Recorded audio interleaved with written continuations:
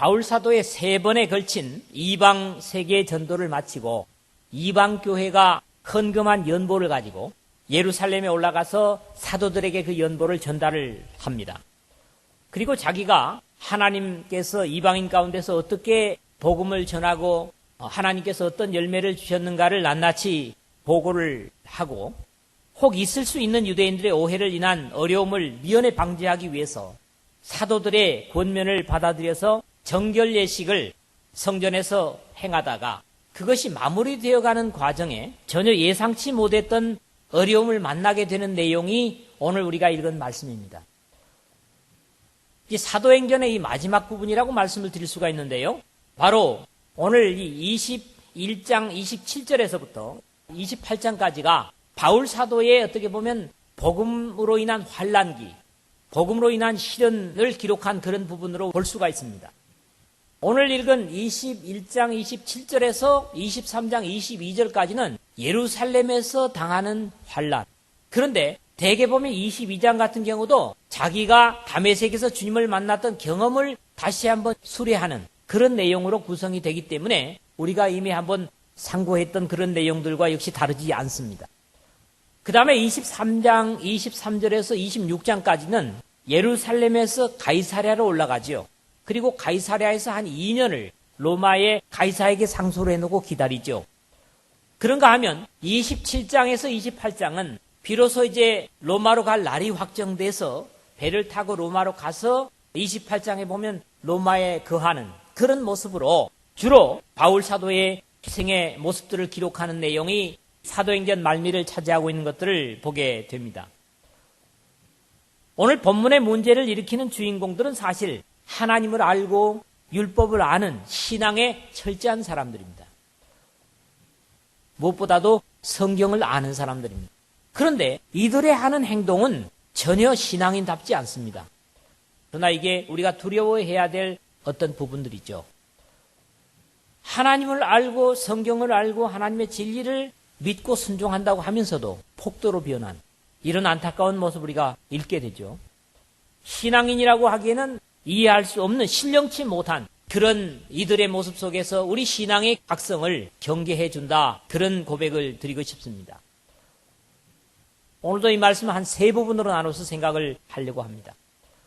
첫 번째, 왜 이런 일이 일어날까? 신앙인들 속에서 말이죠. 그래서 27절에서 29절의 말씀을 중심해서 십자가 없이 바른 진리를 이해하지 못하는 모습입니다. 세계적인 구원의 진리를 이해하지 못하는 오늘 우리의 모습일 수도 있습니다. 그래서 경계를 갖자는 거지요. 구원의 최종적인 결론이 바로 그리스도의 십자가임에도 완성 없는 종교의 모습이 바로 이런 것이라는 겁니다. 하나님께서 창세기에서부터 말라기까지의 예언의 말씀을 주셨지만 그 최종적인 결론이 뭐냐는 거죠. 바로 예수 그리스도의 십자가거든요. 메시아의 죽음과 부활이거든요. 그런데 이 원리를 다 빼버리면 결국 거기는 뭐만 남습니까? 삭막한 것만 남습니다. 바로 이게 율법이에요. 그래서 우리가 율법주의와 같은 모습으로 빠지지 않을까 하는 경계를 갖는 겁니다. 말씀만 붙들고 있게 되면 이런 모습이 우리가 되지 않는다고 누가 장담할 수 있습니까? 또 많은 신앙의 사람들이 다투고 싸우고 죽이려고 하는 이유가 뭐겠습니까? 바로 이런 사람들의 모습이 전형이 될 것이다. 그렇게 생각을 합니다. 자, 이들의 모습을 보면 그들이 자기들의 신앙에 대한 자긍심은 대단했습니다. 그리고 또한 열심도 남들에게 지지 않았습니다. 이게 바로 유대인들이죠. 그 이래가 거의 참에 아시아로부터 온 유대인들이 성전에서 바울을 보고 모든 무리를 충동하여 그를 붙들었다 그랬습니다. 그러나 바울은 이 아시아로부터 예루살렘 성전까지 온 사람들 뭘 위해서 왔겠어요? 신앙을 위해서 온 사람들. 그렇기 때문에 이들은 에베소로부터 예루살렘의 성전을 왔다는 거지요. 실제적으로 그들이 왜 성전에 왔습니까? 아브라함의 후손이라고 하는 자긍심, 그리고 자기들만이 하나님의 백성이라고 하는 자긍심, 이런 것들이 이런 신앙적인 행동을 하게 했습니다. 그럼에도 불구하고 바울이 이들의 모습을 보고 나중에 쓰는 글을 보면 로마서 10장 2절 4절을 보십시오. 거기는 지금 이 상황을 그대로 설명하면서 유대인들의 상태를 설명하는 말씀이기도 합니다. 내가 증가하노니 저희가 하나님께 열심히 있으나 지식을 쫓은 것이 아니라. 신앙의 열심은 반드시 필요합니다. 그러나 이 열심은 지식, 즉 하나님의 진리에 바탕한 지식이 돼야 된다는 거지요. 그리고 하나님께서 우리에게 구원의 진리로 주신 지식이 뭡니까? 인간의 타락과 죽을 수밖에 없는 절망의 인간, 그 운명 속에 이 역사 속에 예수 그리스도를 보내심으로써 그 죄의 문제를 해결하고 구원하시는 구속의 은혜를 완성하신 것이 바로 뭡니까? 구원의 체계입니다. 열심히 있으나 지식을 좇은 것이 아니라 하나님의 의를 모르고 자기의 의를 세우려고 힘써 하나님의 의를 복종치 아니하였느니라. 그러면서 10장 4절이 바로 이들의 혼란을 잠재우는 그런 말씀이 됩니다. 그리스도는 모든 믿는 자에게 의를 이루기 위하여 율법의 마침이 되시니라. 율법의 마침이 뭐라고요? 율법의 결론이 바로 예수 그리스도라는 거죠. 그런데 이 율법의 마침이요 결론인 예수 그리스도를 알지 못하기 때문에 이들은 이런 전혀 예상할 수 없는 그런 비도덕적이고 비윤리적이고 비평화적인 그런 행동을 자행하고 있다고 하는 것을 보는 겁니다. 이런 사람들의 특징이 뭐냐? 충동적이고 폭력적이고 선동적입니다. 여러분, 건전치 못한 신앙의 무리들은 다 폭력을 인정합니다. 자기들이 가진 것이 아니면 그를 무력으로라도 봉쇄해야 된다고 하는 그런 생각들을 가지고 있습니다. 그러나 예수님이나 이 바울 사도 그리고 모든 신앙의 사람들은 철저하게 비폭력입니다. 자기를 죽이고 바로 십자가 그런 거거든요. 상대를 죽이는 대신에 자기를 죽이는 그게 뭡니까? 바로 율법의 완성으로서의 이 땅에 오신 예수 그리스도의 희생의 모범입니다. 그리고 우리가 그를 따라가는 사람들이라면 당연히 그래야 된다고 하는 것이죠. 외치되 이스라엘 사람들아 도우라. 이 사람은 각처에서 우리 백성과 율법과 이것을 회방하여 모든 사람을 가르치는 그 자이다. 이렇게 외치니까 어떻게 돼요? 사람들이 엄청나게 벌떼처럼 모여듭니다. 그런데 우리가 제목으로 잡았지만 이 사람은 우리 백성과 율법과 이것을 회방한다. 이 세 가지는 적어도 이스라엘의 자존심입니다. 그렇기 때문에 이 선동하는 사람이 지금 이스라엘의 자존심을 건드리는 겁니다. 이 사람이 우리 가장 중요하게 여기는 이 세 가지를 갖다가 회방한다고. 그러니까 자기들의 귀중시 여기는 것을 갖다가 회방한다고 하기 때문에 같은 생각을 가진 사람들은 달려들 수밖에 없고 그렇게 하려고 하는 바울을 죽이고자 이 난동을 부릴 수밖에 없는 거지요. 우리 백성은 뭡니까? 바로 예수님께도 대들면서 주장했던 거 뭡니까? 아브라함의 후손이다. 우리는 다른 데서 나지 아니하고 아브라함의 후손이라는 거지요. 그렇기 때문에 포로기를 거치면서도 이스라엘 백성에 대한 자존심은 지금도 그렇습니다. 우리가 믿음을 가지고 있다고 할지라도 유대인들은 어때요? 하나님의 백성으로 인정을 하지 않죠. 그렇기 때문에 자기 민족에 대한 자존심은 어느 민족보다도 강한 민족이 바로 유대인들입니다. 두 번째는 율법은 뭡니까? 다른 모든 세상 사람들은 짐승과 같다는 거예요. 왜? 하나님의 법을 갖지 않았기 때문에. 그런데 자기들은 하나님으로부터 직접 율법을 받았다는 거예요. 그렇기 때문에 이 율법을 중심으로 해서 산다고 하는 것에 대한 자긍심. 그러니까 어떻습니까? 이 율법을 회방한다고 하면 어떻게 되는 거예요? 하나님께 대한 대항으로 받아들이게 되는 거지요. 세 번째는 이곳을 회방하여, 이곳이 뭡니까 지금? 성전이죠. 예루살렘 성전입니다. 이 예루살렘 성전은 다른 역시 민족들은 가질 수 없는 하나님이 이 장소 예루살렘이라고 하는 평화의 도성이라고 하는데 하나님과 화해의 장소로 이 성전을 주셨다고 믿기 때문에 이 성전에 대한 자긍심이 대단했어요. 그런데 바울이 지금 이 세 가지를 갖다가 회방한다고 업수이 여기고 더럽힌다는 거예요. 결국 바울이 이런 사람이라고 할 때 유대인들의 가장 중요하게 여기는 세 가지를 회방한다고 선동을 한 겁니다. 그러니까 벌떼처럼 일어날 수밖에 없었다는 것이고요. 그 다음에 이 사람들이 보면 신앙의 문제가 되면 어떻게 되냐 하니까 사실이 아닌 짐작으로 행동하고 말았습니다. 중요한 건 뭡니까? 하나님께서 뭘 말씀하시고 뭘 명령하느냐에 따라서 우리가 움직여야 돼요. 그런데 자기 감정에 생각되는 것이 하나님의 계시와 같다고 생각하는 겁니다. 이건 대단히 잘못된 신앙이에요. 얼마나 많은 사람들 그래요. 자기 마음에 이렇게 생각되면 그게 말씀과 배치되는데도 불구하고 그걸 하나님의 뜻으로 받아들이는 그런 어줍지 않은 모습들이 지금도 참 많습니다. 28절 하반절에서 29절에 보니까 또 헬라인을 데리고 성전에 들어가서 그 거룩한 것을 더럽게 하였다.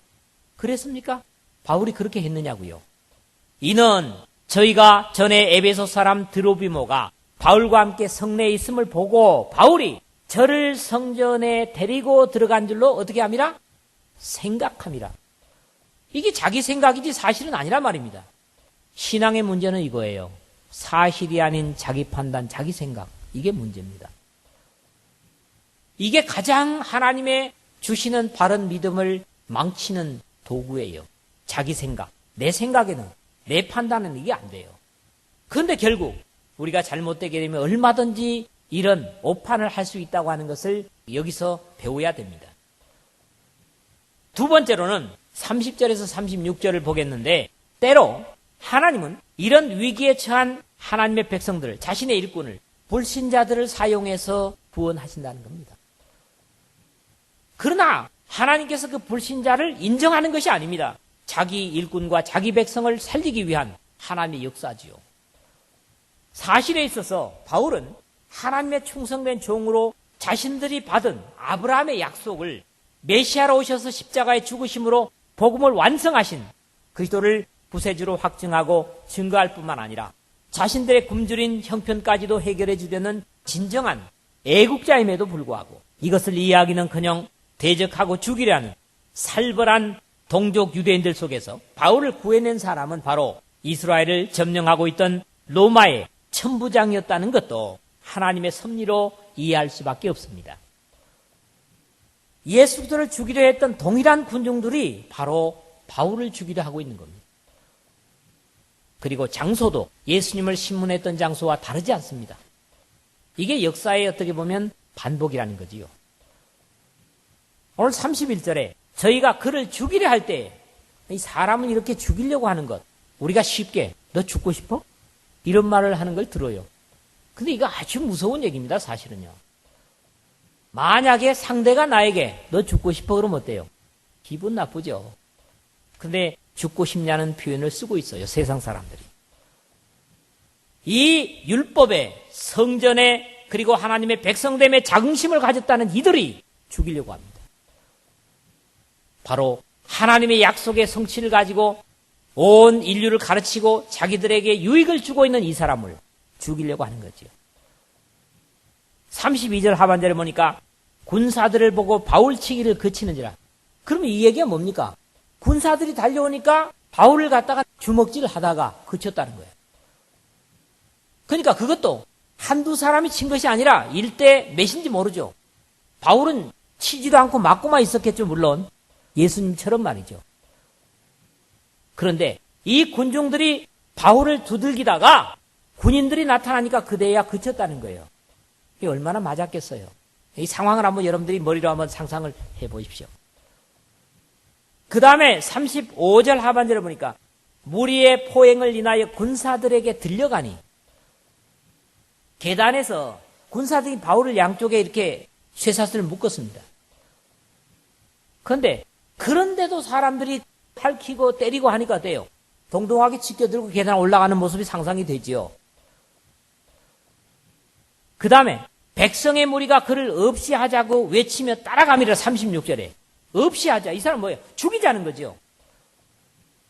결국 이 계단에 올라서서 있는 바울은 사실 예수님께서 체포당하셔가지고 신문당하던 그때 상황하고 꼭 같습니다. 그리고 어떻습니까? 군중들은 바로 그때 그 군중들입니다. 그러니까 죄는 반복된다는 거지요. 그것도 이방의 에베소나 이런 데가 아니라 바로 평화의 도성이라고 하는 하나님과 사람의 죄를 화해시키는 성전 부근에서 이런 일이 일어나고 있다는 거지요. 그래서 야고보는 이런 말씀을 하고 있습니다. 그러나 너희 마음속에 독한 시기와 다툼이 있으면 자랑하지 말라. 진리를 거스려 거짓하지 말라. 이러한 지혜는 위로부터 내려온 것이 아니요 세상적이요 정욕적이요 마귀적이니. 그러면서 야고보서 3장 16절에 무슨 말씀을 주냐 하니까 시기와 다툼이 있는 곳에는 요란과 모든 악한 일이 있음이니라 그랬어요. 시기와 다툼이 있는 데는 요란함과 모든 악함이 있다. 하나님의 지배를 받는 곳이 아니기 때문입니다. 그렇기 때문에 진리에 서지 못하는 신앙은 은혜라는 이름으로 감정에 의해서 무서운 일을 할 수도 있다고 하는 것을 우리는 경계해야만 합니다. 그리고 자신의 백성을 지키기 위해 이방인을 사용하신 일은 역사 속에 더러더러 있죠. 구약에서부터 그렇지 않습니까? 자기 동족의 손에 맞아 죽게 되어 있는 바울은 아이러니하게도 이방 로마의 천부장에 의해서 구원되는 것도 하나님의 섭리의 손길이었습니다. 왜 그러냐 하니까 항상 문제가 일어나는 데가 어디입니까? 로마 정부에 보고되는 데가 바로 예루살렘 성전이었거든요. 그러니까 바로 성전 위에 로마의 군대의 주둔지가 있었습니다. 그리고 여차하면 천부장이, 여기도 보니까 백부장들이라고 해서 아마 두 사람의 백부장 이상이겠죠? 복수를 쓴 것으로 봐서 천부장이 백부장 둘 이상을 데리고, 그러니까 군사들은 최소한 뭐예요? 200명 이상을 끌고 내려왔지 않아요. 이 문제를 제압하기 위해서 말입니다. 일찍이 하나님은 바벨론에 포로되어 간 이스라엘을 바사왕 고레스를 사용해서 예루살렘으로 돌아오게 하셨던 것처럼 하나님은 절대로 자신에게 충성하는 일꾼을 죽도록 버려두지 않으시고 불신자의 손을 빌어서라도 구원해 주시는 하나님이십니다. 그렇기 때문에 어떤 위기와 절망 속에 있다고 할지라도 하나님을 향해서 있다면, 하나님을 위해서 있다면 우리 자신들은 두려워할 필요가 없는 거죠. 행여 하나님께서 그 속에서 우리를 죽게 한다고 할지라도 그 죽음은 죽음이 아닐 것이기 때문입니다. 하나님 앞에 가치가 있는 것이기 때문에 우리가 이런 확신을 가지고 나누는 거지요. 오늘 세 번째 말씀은 본래적으로는 32절부터 40절의 말씀입니다만은 그 속에 나타난 내용들인데 37절에서부터 40절의 내용입니다. 유대인들에게는 지금 어때요? 자기 민족과 율법과 거룩한 성소를 회방하는 그런 대상으로 보이는 이 바울이 이방인인, 그리고 지금 자기의 주둔지에 와 있는 로마의 천부장의 눈에는 어떻게 보이는가? 어쩌면 이것은요, 세상이 우리를 보는 모습입니다. 로마의 군인들과 천부장이 바울을 보는 모습은 바로 믿지 않은 사람들이 우리를 보는 모습으로 봐야 돼요. 동족 유대인들과는 다르게 바울을 알지 못하고 무조건 결박했던 로마의 군인인 천부장은 객관적인 눈으로 바울을 점점 바로 볼 수 있게 되었고, 이런 와중에서도 바울은 자신이 속히 자유를 얻는 것보다는 저 가련한 동족들에게 복음을 전하기 위해서 자신이 예수 그리스도를 만난 경험으로 시작해서 복음을 전하는 모습을 뒤에 22장에서부터 보게 될 것입니다. 그들이 듣든지 아니 듣든지 그것은 바울에게 문제가 되지 않았습니다. 다만 그들이 율법의 완성으로 오신 예수 그리스도를 받아들이기를 간절히 소망하면서 그 위기와 고통과 어려움 중에서도 예수님을 전하는 그런 아름다운 바울의 모습을 우리가 본받게 되는 것이죠. 천부장은 어떻습니까? 처음에 이 바울을 생각하기를 소란을 피우는 귀찮은 사람으로 생각을 합니다. 이에 천부장이 가까이 가서 바울을 잡아 두 쇠사슬로 결박하라 명하고, 두 쇠사슬로 결박한다고 하는 건 뭐냐 하면요, 양쪽에다가, 그때 당시에는 개개인이 군인들이 쇠사슬을 가졌다고 합니다. 요즘 같은 뭐예요? 수갑 같은 거죠. 중죄인일수록 군인들에게 쇠사슬로 양쪽을 이렇게 결박을 하게 돼 있다고 그래요. 그래서 도망을 못 가게 하는 바로 그런 모습이거든요. 쇠사슬로 결박하라 명하고, 첫째 신문의 요소를 하고 있죠. 누구며 무슨 일을 하느냐, 이름이 뭐요, 직업이 뭐요, 이거거든요. 가장 기초적인 신문을 시작을 하고 있어요. 당시에 로마의 정치 권력 아래서 가장 골치를 앓게 하는 세력 중 하나가 바로 유대인들이었습니다. 특히 예루살렘에서 말이죠. 그렇기 때문에 어떤 피지배국보다도 늘 예루살렘의 소란이 로마의 정부에 보고되고 예루살렘의 총독으로, 집정관으로 오는 사람들 보십시오. 거기서 잘 버티게 되면 어떻게 돼요? 승진이 돼요. 그것 때문에 되도록이면 조용히 이 예루살렘에서 자기 복무를 마치기를 원하는 거지요. 그런데 문제가 일어났다고요.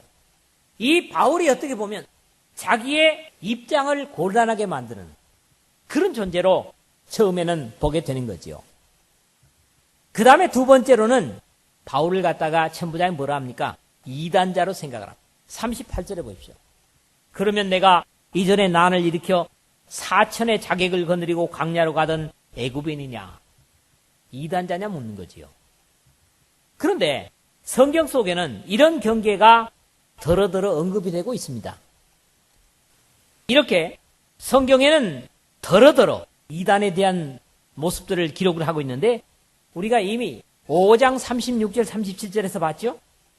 이전에 드다가 일어나 스스로 자랑하며 사람이 약 400이나 따르더니 그가 죽임을 당함에 줬던 사람이 다 흩어져 없어졌고 그 후 호적할 때에 갈릴리 유다가 일어나 백성을 꿰어 쫓게 하다가 그도 망한 적 쫓던 사람이 다 흩어졌느니라 그렇게 기록을 하고 있어요.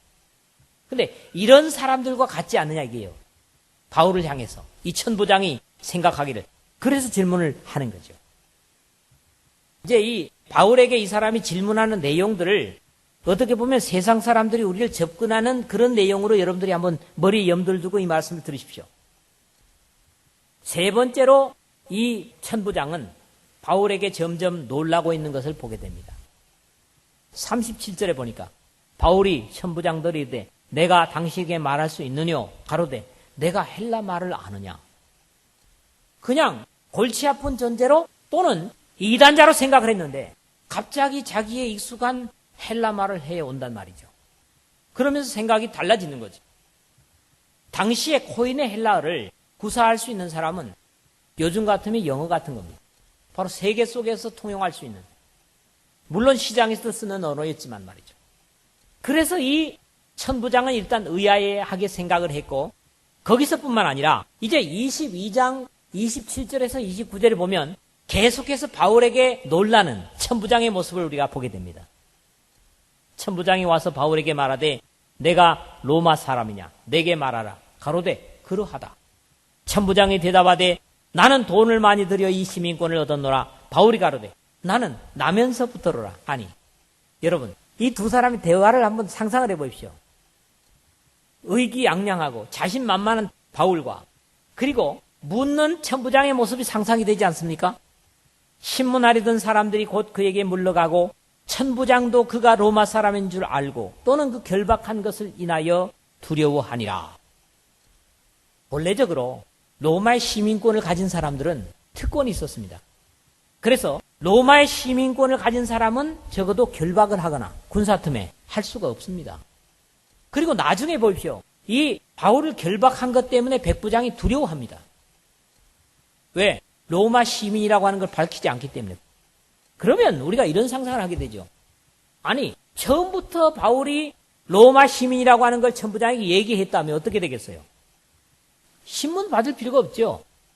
그런데 우리가 한 가지 여기서 생각할 수 있는 게 뭡니까? 만약에 거기서 쉽게 빠져나갔다면 어떻게 되겠어요?